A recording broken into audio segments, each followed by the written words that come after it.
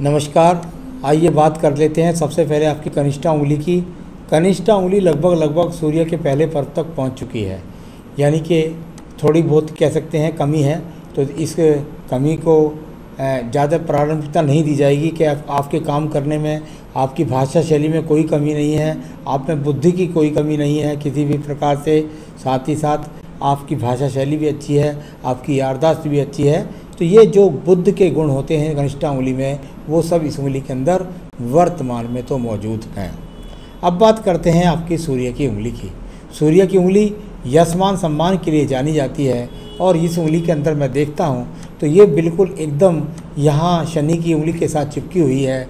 माता पिता से बहुत प्रेम करते हैं, उनकी बात का बहुत आचरण, उनकी बातों का करते हैं, अनुसरण उनकी बातों का करते हैं, यहाँ इस प्रकार का। लेकिन सूर्य का पर्व जब ऊपर कट का निशान हो और नीचे ऐसी स्थिति हो तो थोड़ा सा स्वास्थ्य में ऐसा कह सकते हैं तो बीपी जैसी समस्याओं का थोड़ा आपको ध्यान करना होगा।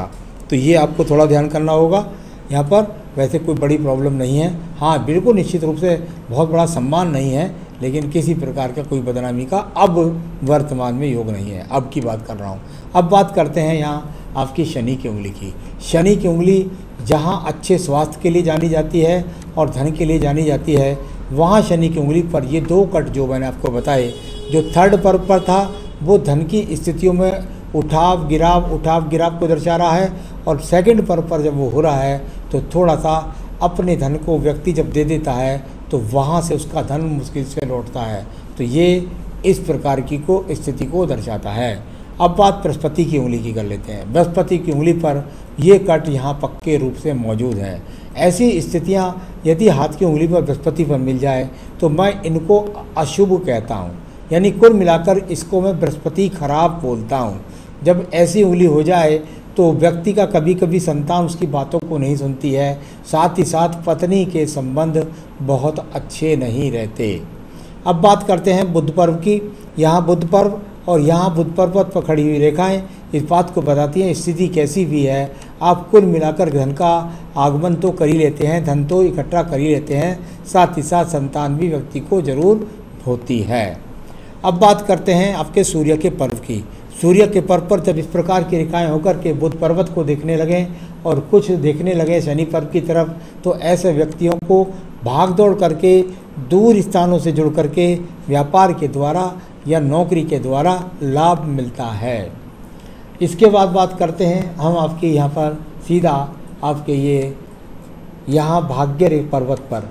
यदि मैं देखूँ शनि का पर्वत यहाँ दबा हुआ है, और यहाँ पर एक तरीके से ये अच्छी रेखा यहाँ पर मिली मुझे, जो बताती हैं कि आप निश्चिंत रहिएगा 55 वर्ष के बाद आपकी स्थिति अनुकूल होती जाएगी धन की स्थिति के अनुसार। तो 55 वर्ष के बाद स्थिति अनुकूल होती जाएगी, यहाँ पर दर्शाती हुई ये आपकी रेखाएं हैं। अब बात करते हैं आपके बृहस्पति के पर्व की। बृहस्पति का पर्व और वो अच्छे किस्म का नहीं मिला। बृहस्पति के पर्व से यहाँ अगर शनि पर्व को अच्छी रेखाएं नहीं जाती हैं तो इसको कहते हैं कि बृहस्पति का खराब होना, यानी कहीं ना कहीं से भगवान विष्णु की कृपा आप पर नहीं रही, और उसकी वजह से आपके जीवन में, वैवाहिक जीवन में भी प्रॉब्लम आई होगी जरूर निश्चित रूप से।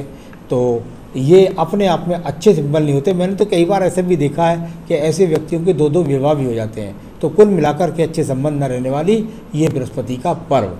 अब बात करते हैं आपकी हृदय रेखा की। हृदय रेखा और यहाँ कुछ रेखाएं उठने वाली, कुछ रेखाएं गिरने वाली, यानी कुल मिलाकर के आप तो समान रूप से दूसरे की हेल्प कर देते हैं, कुछ लोग आपकी भी कर देते हैं। कुल मिलाकर हृदय रेखा बृहस्पति के पर्व तक पहुँच जाए तो मन के अंदर ज़्यादा विचार खराब नहीं है। तो यहाँ इस प्रकार की स्थिति, और जब ये ट्रायंगल जैसी स्थिति यहाँ ऊपर नीचे निकल जाए तो थोड़ा शुगर जैसे रोगों से सावधान रहना चाहिए। तो चलिए, ये आपका यहाँ पर हुआ। अब बात करता हूँ मंगल के पर्व की। मंगल के पर्व पर क्रॉस के चिन्ह मौजूद हैं, यानी कुल मिलाकर के व्यक्ति को अपने जीवन के अंदर मेहनत का फल नहीं मिलता। इस प्रकार की ये मंगल रेखाएं हो तो व्यक्ति मेहनत तो करता है और मेहनत का फल नहीं मिलता है। अब बात करता हूँ आपकी बुद्धि रेखा की। बुद्धि रेखा और थोड़ा सा यहाँ जाकर के दूरी के साथ चलती है, यानी कुल मिलाकर के ये वो बुद्धि रेखा है जो पूरे हाथ को पार करती हुई मंगल पर्वत तक पहुंची। यानी साहस तो है आप में, और कुछ अलग हटकर करने का जो मादा होता है व्यक्ति के अंदर, वो आपके अंदर मौजूद है। थोड़ा सा क्रोध पर टेंशन से क्रोध पर नियंत्रण रखिए, क्योंकि आयु रेखा से थोड़ी ये रेखा अलग है। अब बात कर लेता हूँ इसके बाद में मैं सीधा आपके यहाँ पर चंद्र मंगल के द्वितीय पर्व की। द्वितीय मंगल पर्व जाना जाता है झगड़े झंझट मुकदमों के लिए। यहाँ इस प्रकार की कोई भी रेखाएं अभी वर्तमान में मौजूद नहीं हैं। इसके बाद बात करते हैं चंद्र पर्वत की। यहाँ पर रेखाएं छोटी छोटी है, लगातार भाग दौड़ के लिए, यात्राओं के लिए दर्शाने वाली ये रेखाएं बताती हैं। इसके बाद व्यापारिक रेखा की बात करूंगा। बड़ी ही मजबूती के साथ में आपके पास ये व्यापारिक रेखा है, यानी कुल मिलाकर यदि आप नौकरी ना करना चाहें और व्यापार करें तो व्यापार में भी आपको उतनी ही सफलता है जितनी नौकरी में, उतनी ही, यानी जितनी सफलता नौकरी में उतनी सफलता आपको व्यापार में, यानी समान रूप से दोनों ही क्षेत्रों के अंतर्गत। चलिए इसके बाद ये रेखाएं हो गई। अब बात करते हैं हम यहाँ सीधा आपकी भाग्य रेखा के बारे में। ये भाग्य रेखा और एकदम अनुकूलता से चलती हुई, और ये बताती है कि जो काम आपने कर रखा है कृपया करके इससे दूसरा काम ना करें। आप यहाँ पर दूसरा काम करेंगे तो उसमें ज़्यादा लाभ नहीं मिलेगा, थोड़े समय तक चल करके आपका सहयोग देगा। तो यहाँ कुल मिलाकर आने वाले समय में कहीं ना कहीं से आपको कुछ सहयोग भी मिलने वाला है। हो सकता है संतान से सहयोग मिलने लगे। ये जो रेखा है ये ट्रायंगल नहीं बता रही है, ये रेखा यहाँ से काट करके जा रही है जो आपकी भाग्य रेखा को काटती है। यानी कि ऐसा कह सकते हैं करीबन 54वें वर्ष के अंदर कोई बड़े खर्च का सामना करना पड़ा। तो ये आपकी सारी रेखाओं के फल हो गया। अब बात करता हूँ आपके सीधा शुक्र पर्व के बारे में। शुक्र पर्व और बहुत अच्छा तो नहीं है, लेकिन किसी प्रकार से कोई कमी भी नहीं है। जब ऐसी स्थिति होती है तो व्यक्ति के पास संसाधन ठीक प्रकार के होते हैं। संतान रेखाएं भी यहाँ 2 संतान रेखाएं आपके हाथ से चमकती हैं, पत्नी के हाथ से ज़्यादा पता लगता है। तो ये संतान रेखाएं भी आपके पास मौजूद हैं जो आपको सहयोग करेंगी। तो चलिए शुक्र पर्व को देखता हूँ। देखिए शुक्र पर्व यहाँ पीड़ित, शुक्र पर्व यहाँ नीचे पीड़ित। यानी मैं कह रहा था शुक्र पर्व अगर पीड़ित हो जाए तो शुगर जैसे रोग भी हो जाते हैं, बीपी जैसे रोग भी हो जाते हैं, तो उस तरह के रोग हो जाते हैं। शुक्र पर्वत यहाँ काफ़ी पीड़ित है। आपका बृहस्पति और शुक्र इतना पीड़ित रहा है, भगवान ही मालिक है आपका पारिवारिक जीवन सुखी रहा होगा या नहीं रहा होगा। तो चलिए संसाधन ठीक ठाक है। आपने पूछा मेरा भविष्य क्या होगा।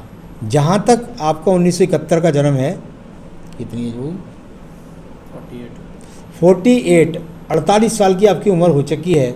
यदि मैं देखता हूँ तो देखिए मैं आपसे कहूँगा जो आप काम कर रहे हैं उसी काम को करते रहिएगा, कोई दूसरा बदलने का प्रयास ना करिएगा, वो आपका ठीक रहेगा। उसमें ही आपको धीरे धीरे प्रगति मिलेगी, आपका भविष्य उसमें ही सुधरेगा।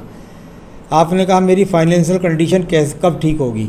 जहाँ तक आपकी फाइनेंशियल कंडीशन का सवाल है, अभी मैं लगता है मुझे कम से कम 4 से 5 साल लग जाएंगे अच्छी स्थिति में उभरने के लिए। आपको ठीक ठाक स्थिति आपकी चलती रहेगी।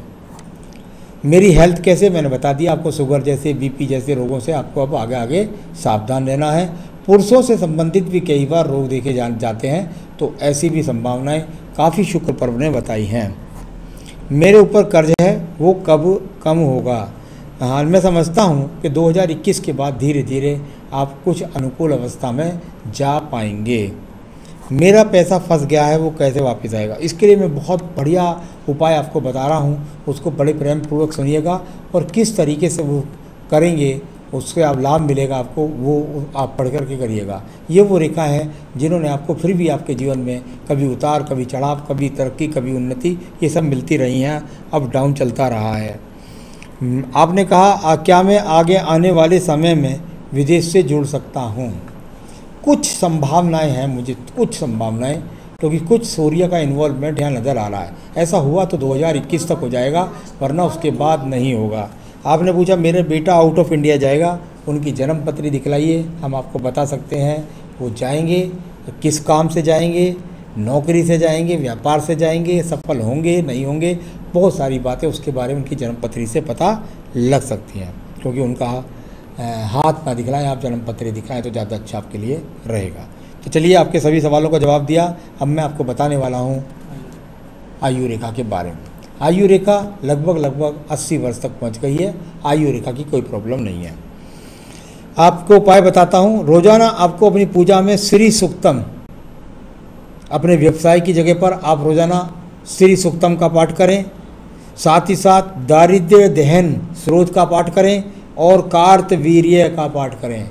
जैसे जैसे विधि हैं उसके तीनों लिंक मैं भेज रहा हूँ, उसके अनुसार आप करें। अपने जीवन में आप सुखी रहें, यही मेरी शुभकामनाएं। नमस्कार।